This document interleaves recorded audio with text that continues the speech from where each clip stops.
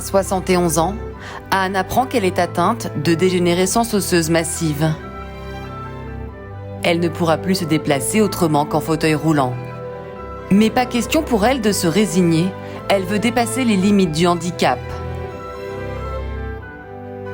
Passionnée d'histoire, elle décide de rejoindre les plages du débarquement en fauteuil. Une incroyable aventure de 10 jours, de Suresnes où elle vit, aux plages d'Omaha Beach.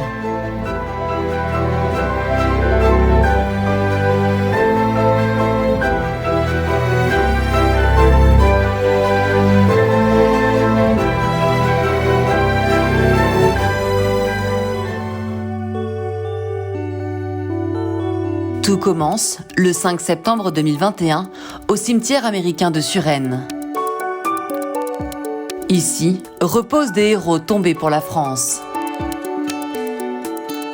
Anne se prépare à entamer son périple. Le lendemain, c'est le grand départ de l'hôpital Foch, sa deuxième maison, car Anne est aussi sous dialyse depuis plusieurs années. Ses soignants la connaissent bien. Ils l'accompagnent et l'encouragent dans son projet fou depuis le premier jour. 5, 4, 3, 2, 1. 9h, c'est le top départ. Les premiers kilomètres d'un long périple. 8 étapes de l'Île-de-France à la Normandie.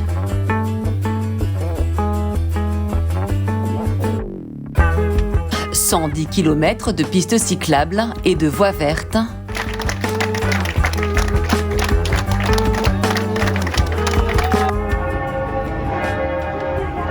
Un itinéraire qu'Anne poursuit malgré la pluie.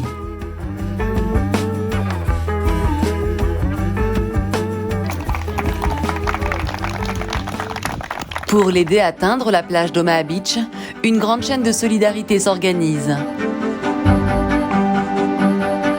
La Croix-Rouge veille sur elle tout au long du trajet. Des soignants se mobilisent pour ces dialyses 3 fois par semaine.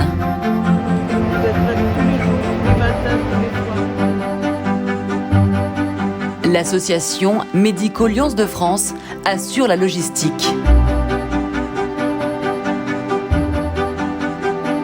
Et des bénévoles de 13 Lions Club l'accueillent à chacune des étapes. Ce voyage, c'est aussi l'occasion de se confronter à une réalité.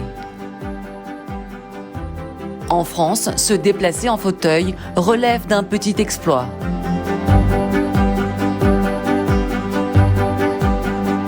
Malgré tout, Anne n'abandonne pas. Elle franchit chaque obstacle. Jour après jour, ce trajet fait parler de lui. La presse locale, mais aussi les médias nationaux relayent son histoire. Enfin, on parle du handicap à la radio, dans la presse et à la télévision.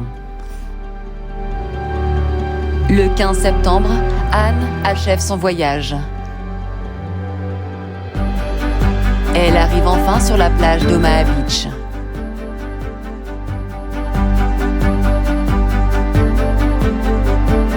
Elle termine par un dernier hommage aux soldats au cimetière américain de Colville-sur-Mer. Elle vient de réaliser ce que tout le monde pensait impossible.